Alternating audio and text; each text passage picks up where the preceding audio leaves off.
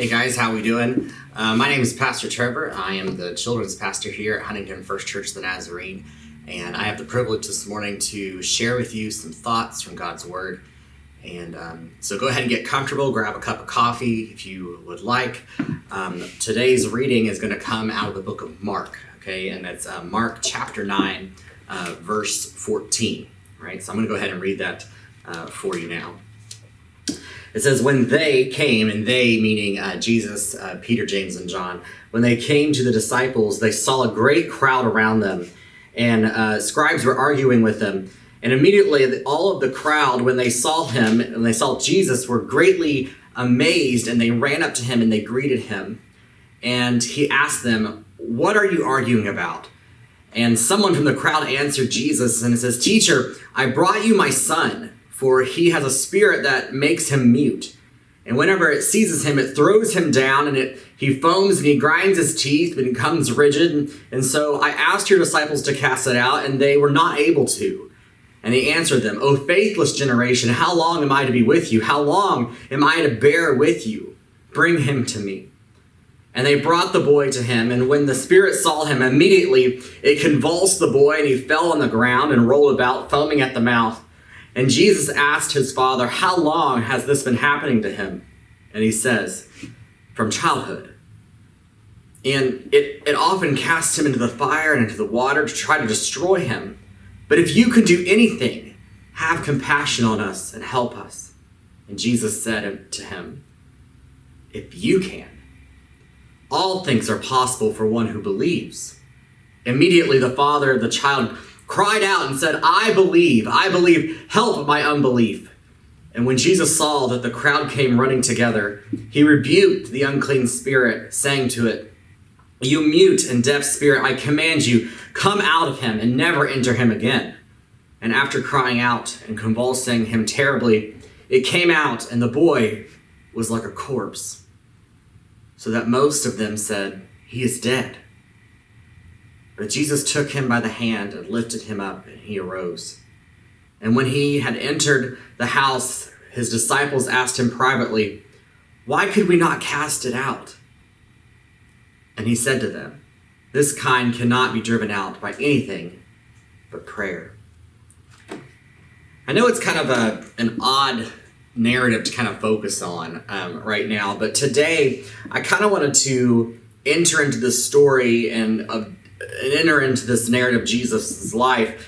And this is kind of an odd passage of scripture to even read. There's a lot going on.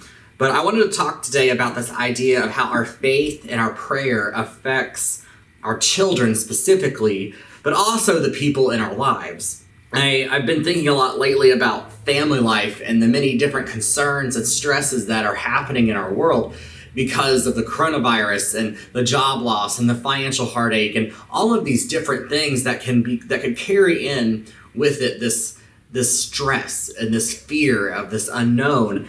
And there's all this stuff that can happen that seems out of our control. And as I was kind of going through this, I was thinking, how does all of those stresses affect the family life and how we are together? And God kept bringing me back to this spot in Jesus' timeline. And I believe because it points to this overwhelming power and validity to prayer. Prayer in the midst of chaos. It shows the power of a testimony and how much weight our testimony has. And this what can happen when we begin to surrender our options, when we begin to let go of our agendas, of our control, let go of the fear, and surrender even our belief and just let God do what God does best.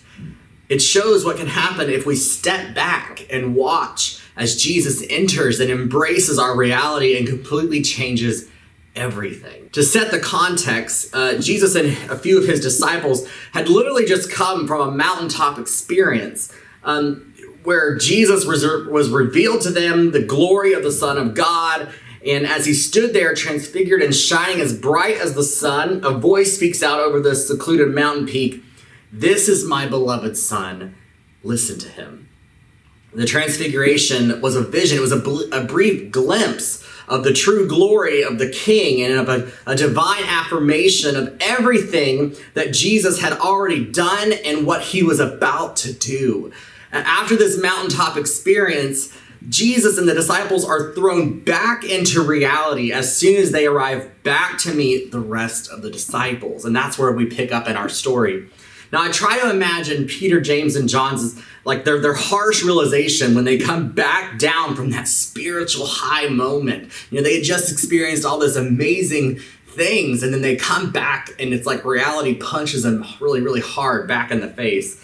And you know, I think we've all kind of heard this idea that we cannot stay on these mountaintops. Eventually, we must come down, and this is where we find ourselves in this story. Jesus, Peter, James, and John come back from that mountaintop experience to a face-to-face with a father and his son. They see defeated disciples who had failed after all they had been commissioned back in chapter 6, back in Mark chapter 6. They had been commissioned to go and to heal and to cast out demons, but they had failed. They had failed this miserably, and a growing crowd of just angry people, of angry onlookers were beginning to crowd around and see what was happening. And they began mocking and going back and forth and fighting and accusing, and all the scene begins to develop. And immediately they begin to overwhelm Jesus when he steps on the scene. This says there's a big crowd that just huddles over to him. But I want to kind of look at the Father, if we can kind of put this whole story in a perspective. We can take a moment and center in on the father of the story. The father, like so many of us, symbolizes this parent or this person who is in distress. They're confused, they're fearful, they're exhausted parent that wants nothing more than to see their child healed. The father takes center stage, and of course would have heard of Jesus and all of his many miracles. By this time, Jesus' ministry is kind of going.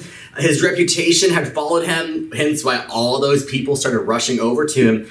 And this father has centered in on the one solution for his child. This father had pursued and sought out the man who performs miracles because the father knows intimately that this is the only option for his child. Now we see in verse 17, the father exclaims, "Teacher, I brought you my son. I bring him to you."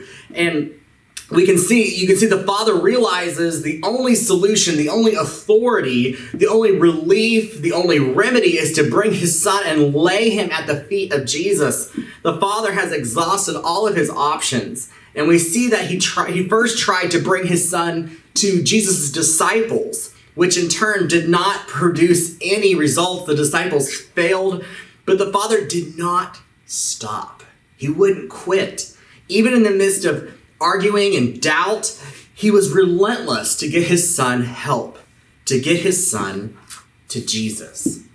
The father is asking Jesus to do what is not humanly possible. The father is asking for the impossible from the one who can do the impossible. He's reaching into the depths of his faith and asking boldly.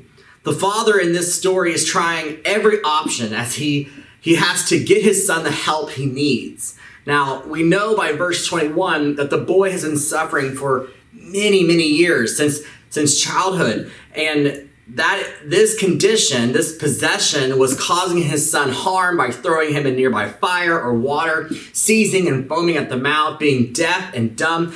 One can see through this desperation in the father's voice that he has tried it all. He had searched for answers and solutions and came up empty. The father's desperation and doubt is shown when he speaks to Jesus saying, if you can do anything, take pity on us. Please just help us. The father's plea reveals that he does not doubt Jesus' willingness to do something, but he is uncertain whether Jesus can even heal his son. It's a mixture of belief and doubt. Doubt that was most likely brought on through the many years of failures and seeking the immediate defeat from the disciples. That he just went through this whole scenario thinking that he had finally found it. He finally found the solution for his own son. He could be healed with these disciples, and it was another defeat on top of another defeat. The Father has already struck out with the disciples, which was most likely shook the Father to his core. Just one more failed attempt, one more thing. For me, it begs this idea for us today. How many times do we try to do it ourselves? Try to fix it ourselves? Try to control it? Whatever that is for you, whether that be your children, your future, your finances, your marriage, your faith, whatever that is, whatever that thing is that you're trying to constantly fix. I know for me, I'm a type A personality, so I'm constantly feeling like I have to be in control. I have to fix things. I'm a fixer. And most of the times when it comes to like appliances or plumbing or housework, I end up just making it worse, and my wife can attest to that. But when it comes to relationships that are broken, I see it and I'm like, I gotta fix that. Well, this is how the Father is. He's constantly trying to find a solution for his son in this narrative. But how does that relate to us? How does that relate to you? How many times do we go from place to place to place to place to try to fix it ourselves? How many times do we dance around the only real solution, which is Jesus? We build up contingencies with our own self-produced safety nets that only provide a facade or a fake reality of security and safety for us. Because when we fall, or like this Father, when things don't work out, we realize two things. One, how much us being in control is hindering us. And two, how much more we need Jesus to be the solution. The Father was there face to face with his failures. He's seeing it day in and day out with his child. He's hopeless. He's defeated and useless. He can do nothing. He was approaching the situation with a spirit of hopelessness, and he was seeing this whole scenario with this scene of impossibility. And that is precisely why miracles were not happening for him. Desperate as tears and sweat streaked down his face, he did the only thing he knew that he could do, and he spoke up, and he surrendered completely his child over to Jesus. I believe that there's always a breaking point in our lives. There's always a point of exhaustion where we have tried everything. We get to a point where we have spent ourselves, we have spent our, constantly going and going and going and going and trying and trying and trying, and failure and failure and failure. Families, you may have tried it all. All of the self-help tips, the new trends, the cultural relevant practices, they have produced emptiness. It is in that moment where we find the Father in this story uttering these words, "Teacher, I have brought you my son." He was releasing control as a parent and saying, I am giving my child to you. Jesus, they are yours. The Father was abandoning all control, all expectations, everything and laying his child at the feet of the one who holds all the answers. This echoes into some of our current situations, doesn't it? When we realize that our own personal circumstances mirror that of the Father, we can see in our own lives how our children in our society or in our homes, they're kind of polluted by values that roll them around in the dirt. Their hopelessness throws them in the fire, and despair can drown them, just like the boy being laid at Jesus' feet. It is the Father that brings his son to Jesus, carrying him, and with every single step moves closer and closer into a deeper relationship of faith. Jesus said, if you can, everything is possible for the one who believes. Now, Jesus is providing an affirmation in his response to the Father that does not mean that faith can accomplish anything, but that those who have faith will set no limits to the power of God and what God can do. For it is God who has the authority. God has the power.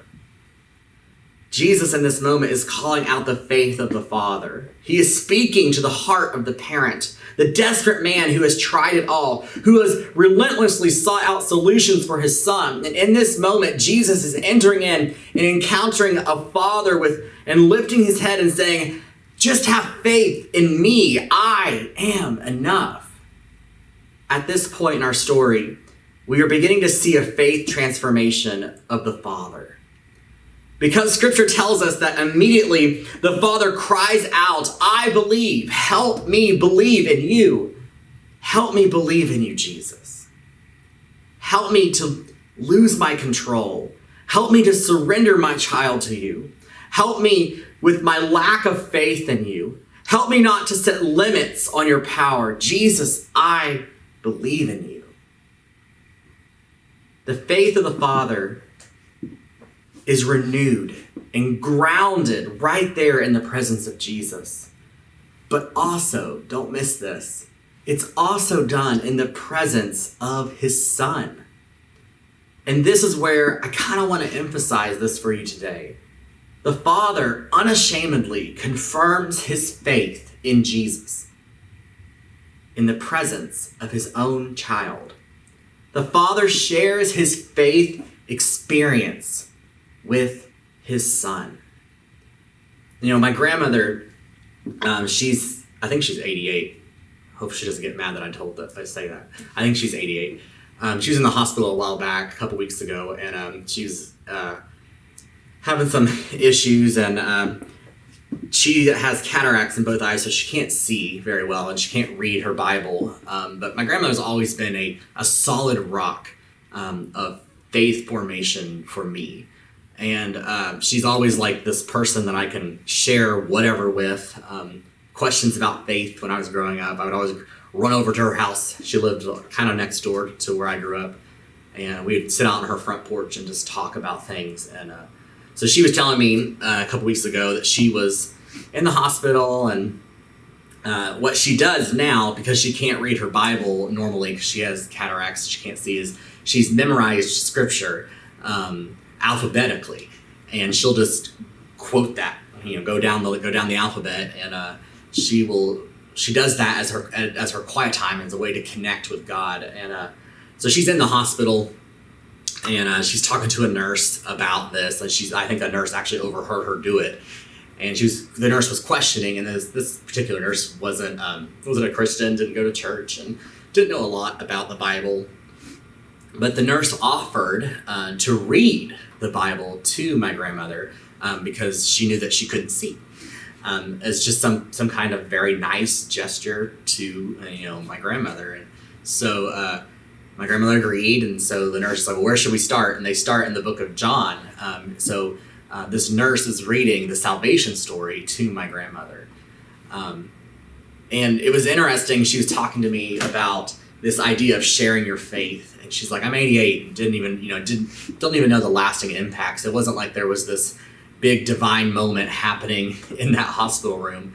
But she did say the rest of the floor heard about it, and all these other nurses would come in and they would talk to her and have her to quote the verses and stuff. And it was just an interesting thing. As I was looking at this, the unashamedly idea of just sharing your faith wherever you are. This father was in the presence of his own child and shared in that moment his belief in Jesus.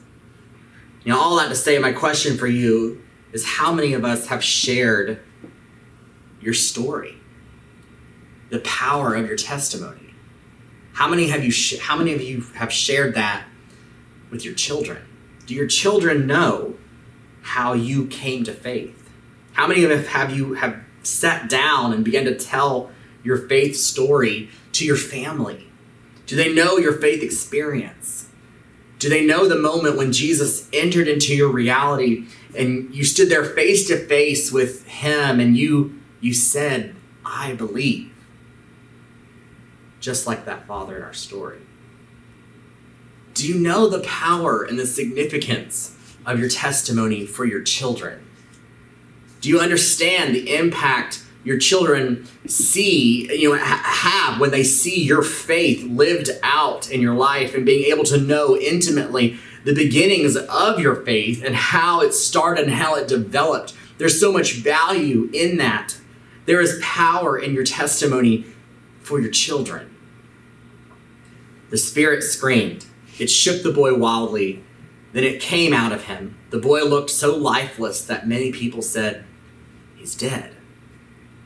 There will be moments in life where we have surrendered our kids, we've surrendered our family and our circumstances and the fears and the control and everything that's going on in our lives. There will be times where we have tried it all after doing that, and it still looks hopeless. It still looks like there's death. For the father in this passage, this, I think, is the darkest moment, because you know what phrase is probably going through his mind when he looks at his child on the ground, because many of us have said this same tune probably going in our head. But Jesus, I believed in you. I surrendered all of this stuff to you. I surrendered my child to you. I brought him to you, and now the result is he's dead. We have been there in that dark moment. I know I have. When we have prayed and prayed and prayed and surrendered and surrendered and surrendered, we have exhaustively tried everything, and everything still remains in chaos. The boy was withered, but Jesus had handled withering before. The evil spirit cried out, but Jesus had handled that before too. The convulsions leave the boy looking as if he's dead. But if you remember from last week, Jesus has handled death before. Jesus took the boy by the hand. He lifted him to his feet. You see in this moment that Jesus embraces the child. The miracle worker moved and raised him back to life.